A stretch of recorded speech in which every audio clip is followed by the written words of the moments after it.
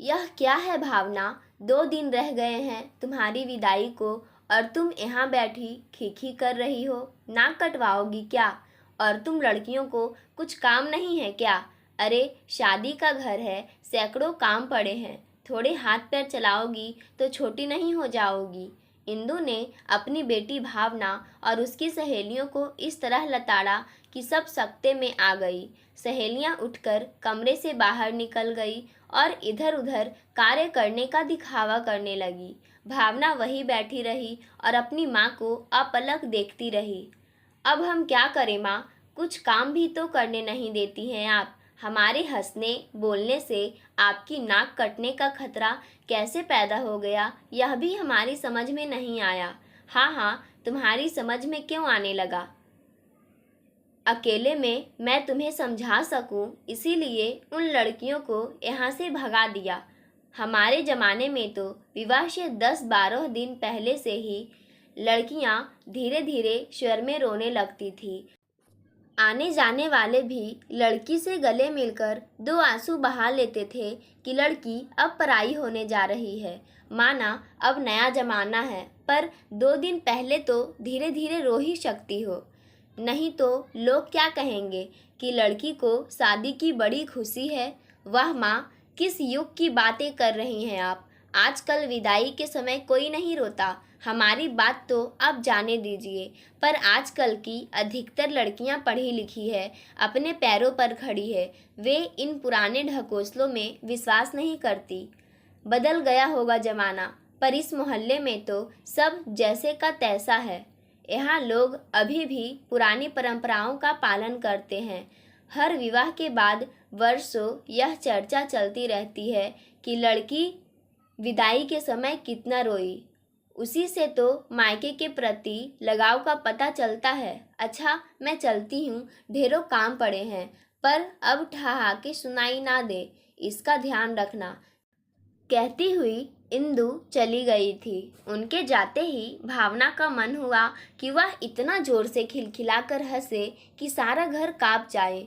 विदाई के समय रोने की प्रथा को इतनी गंभीरता से तो शायद ही कभी किसी ने लिया हो। 40 वर्ष की उम्र के करीब पहुंच रही है भावना। अब क्या रोना और क्या हंसना, लेकिन माँ नहीं समझेगी। आज भी वह दिन भावना की यादों में उतना ही ताज़ा है जब पहली बार उसे वर पक्ष के लोग देखने आए थे। उन दिनों तो उसका अपना अलग ही स्वप्निल संसार था और वास्तविकता से उसका दूर दूर कोई वास्ता नहीं था। घूमना फिरना, सिनेमा देखना और उत्सवों व विवाहों में भाग लेना, यही उसकी दिनचर्या थी। कॉलेज जाना भी इसमें शामिल था, पर उसमें पढ़ाई से अधिक महत्व सहेलियों, फिल्मों और गपशप का था। कॉलेज जाना तो विवाह होने तक के समय का सदुपयोग मात्र था।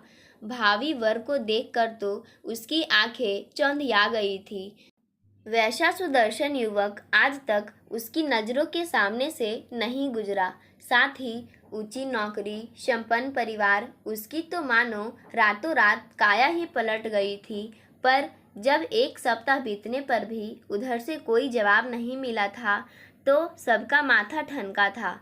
शीघ्र ही गौरी शंकर बाबू से, जो मध्यस्थ की भूमिका निभा रहे थे, संपर्क किया गया तो वे स्वयं ही चले आए और आते ही भावना के पिता को ऐसी खरी खोटी सुनाई थी कि बेचारे के मुख से आवाज़ नहीं निकली थी। इतने ऊंचे स्तर का घर वर और आपने उन्हें अच्छे दहेज तक का प्रलोभन नहीं दिया। पूरी बिरादरी में कहीं देखा है ऐसा सजीला युवक? गौरी शंकर बाबू बोले थे। लेकिन गौरी शंकर बाबू देखने सुनने में तो अपनी भावना भी किसी से कम नहीं है। उसके पिता धीरेन्द्र बाबू बोले, हाँ जी, आपकी भावना तो परी है परी। कल कोई राजकुमार आएगा और फोकट में उसे ब्याह कर ले जाएगा। गौरी शंकर बाबू के स्वर ने अंदर अपने कमरे में बैठी भावना को पूरी तरह से लहूलुहान कर दिया था और पता नहीं धीरेन्द्र बाबू पर क्या बीती थी। मैंने तो फोकट में विवाह करने की बात कभी की नहीं। मैंने आपसे पहले ही कहा था कि हम 3 लाख रुपये तक खर्च करने को तैयार हैं, धीरेन्द्र बाबू दबे स्वर में बोले थे। सच कहूँ, 3 लाख रुपये की बात सुनकर देर तक हंसते रहे थे लड़के के घर वाले। लड़के की माँ ने तो सुना ही दिया कि 3 लाख रुपये में कहीं शादी होती है। अरे इतने में तो ठीक से बारात की खातिरदारी भी नहीं हो सकेगी। गौरी शंकर बाबू ने एक और वार किया था। इससे अधिक तो मेरे लिए संभव नहीं हो सकेगा। आप तो जानते हैं कि भावना से छोटे 4 और भाई बहन हैं। बहुत कोशिश करने पर 3 का 3.5 लाख रुपये हो जाएंगे। फिर तो आप उसी स्तर का वर ढूंढ लीजिए अपनी भावना के लिए। आप तो जानते ही हैं कि जितना गुड़ डालोगे उतना ही मीठा होगा। वैसे भी उस लड़के का संबंध तय हो गया और 15 लाख रुपये पर बात पक्की हुई है। 5-6 लाख रुपये का तो केवल तिलक आएगा। कहते हुए गौरी शंकर बाबू उठ खड़े हुए और वापस लौट गए। ये सब होने के बाद भावना ने बीए पास कर एमए में दाखिला ले लिया था।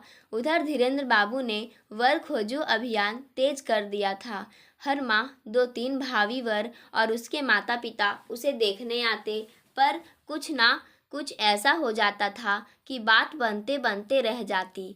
धीरेन्द्र बाबू ने अब यह कहना भी बंद कर दिया था कि वे दहेज प्रथा में विश्वास नहीं करते और प्रस्तावित दहेज की रकम बढ़ाकर 4 लाख रुपये कर दी थी।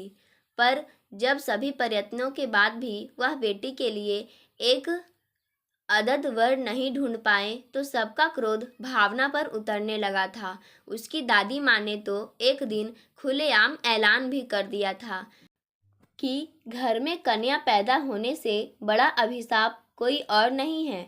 मेरी बेटी को क्यों कोस रही हो माँ जी? सही समय पर सभी कार्य स्वयं ही संपन्न हो जाते हैं। माँ ने भावना का पक्ष लेते हुए कहा था। 4 वर्ष बीत गए, हजारों रुपये तो देखने दिखाने पर खर्च किए जा चुके हैं। मुझे नहीं लगता इसके भाग में गृहस्थी का सुख है। मेरी मानो तो इसके छोटे भाई बहनों का विवाह कर दो। दादी माँ ने अपने बेटे को सुझाव दिया था। क्या कह रही हो माँ? क्या ऐसा भी कहीं होता है कि बड़ी बेटी बैठी रहे और छोटों का विवाह हो जाए? फिर भावना से कौन विवाह करेगा? धीरेन्द्र बाबू के विरोध का स्वर कुछ इस तरह गूंजा था कि दादी माँ आगे कुछ नहीं बोली थी। उसकी माँ अचानक ही बहुत चिंतित हो उठी थी। जिसने जो उपाय बताए माँ ने वही किए। कितने दिन भूखी रही, कितना पैसा मज़ारों पर जाने व चादर चढ़ाने पर खर्च किया, पर सब बेकार रहा और इसी चक्कर में माँ अस्पताल पहुँच गई। अंत में एक दिन भावना ने घोषणा कर दी थी कि अब विवाह नाम की संस्था से उसका विश्वास उठ गया है और वह ना तो भविष्य में लोगों के सामने अपनी नुमाइश लगाकर अपना उपहास करवाएगी और ना ही कभी विवाह करेगी। धीरेन्द्र बाबू को जैसे इस उद्घोषणा की ही प्रतीक्षा थी। उन्होंने तुरंत ही दूसरी बेटी पुष्पी के विवाह के लिए प्रयत्न प्रारंभ किए। उनका कार्य और भी सरल हो गया जब पुष्पी ने अपने लिए वर का चुनाव स्वयं ही कर लिया और मंदिर में विवाह कर माता पिता का आशीर्वाद पाने घर की चौखट पर आ खड़ी हुई थी। माँ तो देखते ही विफर गई थी। दादी माँ ने माथा ठोककर समय को दोष दिया और पिता ने पूर्ण मौन साध लिया था। काफ़ी देर रोने पीटने के बाद जब माँ थोड़ी व्यवस्थित हुई थी तो उन्होंने ऐलान कर डाला था कि वे इस विवाह को विवाह नहीं मानती और अब पूरे रीति रिवाज के अनुसार सप्तपदी की रस्म होगी। सो पुष्पी के विवाह के निमंत्रण पत्र छपे, मित्र संबंधी एकत्र हुए, काना फूसियों का सिलसिला चला और धूमधाम से दान दहेज के साथ पुष्पी को विदा किया गया। माँ ने बचपन से दोनों बेटियों के लिए ढेरों गहने, कपड़े, बर्तन जोड़ रखे थे। भावना ने तो उन्हें निराश किया था, पर पुष्पा के विवाह का सुनहरा अवसर वे छोड़ना नहीं चाहती थी। इस बीच भावना के एमए पास करने के बाद उसे बाहर जाकर नौकरी करने की पिता ने आज्ञा नहीं दी। उन्हें एक ही डर था कि लोग क्या कहेंगे कि बेटी की कमाई खा रहे हैं। भावना का स्वभाव ही ऐसा था कि अधिक देर तक वह उदास नहीं रह सकती थी। खिलखिलाना, ठहाके लगाना मानो उसकी निराशा और दर्द को दूर रखने के साधन बना गए थे। भावना ने अपने हाथों पुष्पा के लिए जरी गोटे का लहंगा बनाया था। लहंगे चूनर का काम देखकर सबने दांतों तले उंगली दबा ली थी। लगता था जैसे किसी के व्यावसायिक निपुण उंगलियों का कमाल था। पुष्पी ने तो मुग्ध होकर भावना की उंगलियां ही चूम ली थी। बेचारी, पड़ोस की नीरू बुआ ने आंखें छलकाने का अभिनय करते हुए कहा था। भावना तब दूसरे कमरे में माँ का हाथ बटा रही थी। बेचारी क्यों? उनकी बेटी रुंझुन ने प्रश्नवाचक स्वर में पूछा था। अपने लिए शादी का जोड़ा बनवाने की हसरत तो उसके मन में ही रह गई, उन्होंने स्पष्ट किया था। भावना दीदी की उंगलियों में तो जादू है माँ, और उनका स्वभाव, वह तो मुर्दों में भी जान फेंक दूँ। रुंझुन बोली थी। शायद ठीक ही कहती है तू, वे ही अभागे थे जो उसे नापसंद कर गए, नीरू बुआ बोली थी। मम्मी, मेरी शादी का जोड़ा भी आप भावना दीदी से ही बनवाना, रुंझुन ने आगे कहा था। सुन ले भावना, रुंझुन की फरमाइश, आस पड़ोस की लड़कियां अब तुझे चैन नहीं लेने देंगी, नीरू बुआ बोली। इस बीच जो बात भावना को सबसे अजीब लगी थी वह थी पारंपरिक विवाह के 2 दिन पहले से ही पुष्पी रोने लगी थी।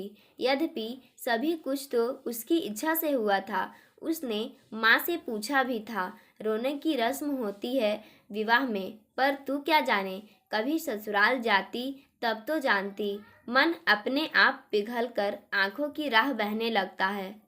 माँ ने मानो राज की बात बताई थी, पर भावना के पल्ले कुछ नहीं पड़ा था। पुष्पी के विवाह के बाद जो कुछ हुआ उसकी भावना ने कल्पना नहीं की थी। उसके पास विवाह के लिए जोड़े बनवाने वालों की भीड़ लग गई थी। ना जाने क्या सोचकर धीरेन्द्र बाबू ने न केवल उसे यह काम करने की आज्ञा दे दी, बल्कि जो धन उसके विवाह के लिए रखा था वह उसे दुकान में लगाने के लिए सौंप दिया था। इतना काम भावना अकेली तो कर नहीं सकती थी, सो 3-4 सहायकों को रख लिया था।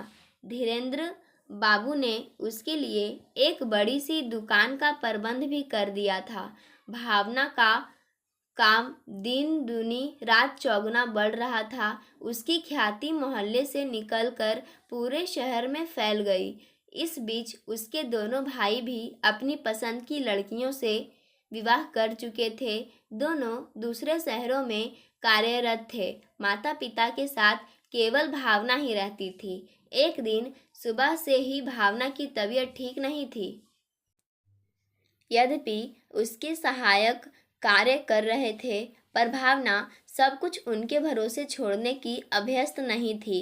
विवाहों का मौसम होने का कारण कार्य इतना अधिक था कि अपनी दुकान बंद करने की बात वह सोच भी नहीं सकती थी। सांझ गहराने लगी थी।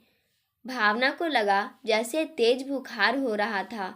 आंखों के आगे अंधेरा सा छाने लगा था। उसने सोचा आज काम थोड़ा जल्दी बंद कर देंगे, पर इससे पहले कि वह कोई निर्णय ले पाती, सामने एक कार आकर रुकी और एक युवक युवती उतरकर दोनों दुकान में आए। हाँ, यही है वह बुटीक भैया जिसके बारे में पल्लवी ने बताया था, युवती साथ आए युवक से कह रही थी। यह बुटीक नहीं, एक साधारण सी दुकान है। बताइए हम आपकी क्या सेवा कर सकते हैं? भावना बोली थी। पर आप काम असाधारण करती है। मेरी सहेली पल्लवी की शादी का जोड़ा तो इतना अनूठा था कि सब देखते ही रह गए। वह कह रही थी कि आश्चर्य की बात तो यह है कि इसे डिजाइन करने वाली ने कभी शादी का जोड़ा नहीं पहना। वह युवती बोले जा रही थी। ओह श्रीवानी, ऐसा नहीं कहते, अपने काम की बात करो, उसका भाई राजी बोला था। कोई बात नहीं, मैं बुरा नहीं मानती। बताइए आपको क्या चाहिए? भावना ने शीघ्र ही उन्हें निपटाने की गरज से पूछा था। लगता है हम दोनों का हाल एक जैसा ही है, राजीव बोला था। जी देखिए ना, आप शादी के जोड़े बनाती है पर स्वयं कभी नहीं पहना। मेरी आभूषणों की दुकान है पर स्वयं कभी गहने नहीं पहने। वह मुस्कुराया था। आपकी उंगलियों और गले को देखकर तो ऐसा नहीं लगता। भावना ने राजीव की उंगलियों में चमकती अंगूठियों की ओर इशारा किया था, पर इससे पहले कि राजीव कोई उत्तर दे पाता, भावना काउंटर पर सिर रखकर बेसुध हो गई थी। अरे देखिए तो क्या हो गया है इन्हें। श्रीवानी और राजीव ने भावना की सहायिका को पुकारा था। आज सुबह से ही दीदी को बुखार था, पता नहीं क्या हो गया है, मैं डॉक्टर को फ़ोन करती हूँ, एक सहायिका बोली थी। आप लोग इन्हें उठाने में सहायता करें तो इन्हें पास के नर्सिंग होम में लेकर चलते हैं, राजीव ने राय दी थी। भावना को पास के नर्सिंग होम में ले जाया गया और शीघ्र ही उपचार शुरू हो गया था। यद्यपि कुछ ही देर में भावना को होश आ गया था, पर बुखार तेज होने के कारण उसे नर्सिंग होम में दाखिल कर दिया गया और उसके माता पिता को सूचित कर दिया गया था। भावना को स्वस्थ होने में 4-5 दिन लगे थे। इस बीच राजीव उससे मिलने रोज आता रहा और ताज़ा फूलों का गुलदस्ता देता रहा।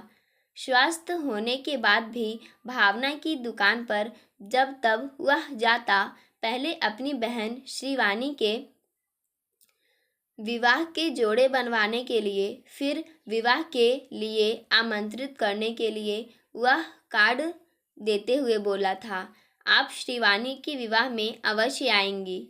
देखूंगी, वैसे मैं कहीं आती जाती नहीं, समय ही नहीं मिलता, लेकिन यह एक विशेष निमंत्रण है। मेरी माँ आपसे मिलना चाहती है, मुझसे मिलना चाहती है, पर क्यों? भावना उलझन भरे स्वर में बोली थी। आपको नहीं लगता भावना जी कि हम दोनों की जोड़ी खूब जचेंगी? जोड़ी? क्या कह रहे हैं आप? मैं 37 साल से ऊपर की हूँ, विवाह आदि के बारे में मैं सोच भी नहीं सकती, भावना बोली थी। मैं भी 40 का हूँ, पर जब से आपको देखा है, लगता है हम दोनों की खूब गुजरेगी। मेरा मतलब है शादी के जोड़े और आभूषण एक ही जगह, बोलकर राजीव मुस्कुराया था।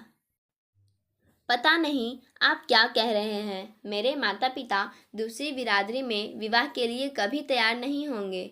भावना घबरा गई थी। आप तो हाँ कहिए, आपके माता पिता को मैं मना लूँगा, राजीव ने आग्रह किया था।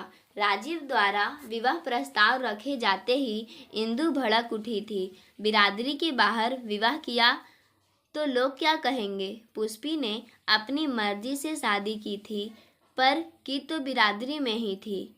वैसे भी बिरादरी में ही ढूंढ रहे थे हम भी, पर कोई मिला क्या?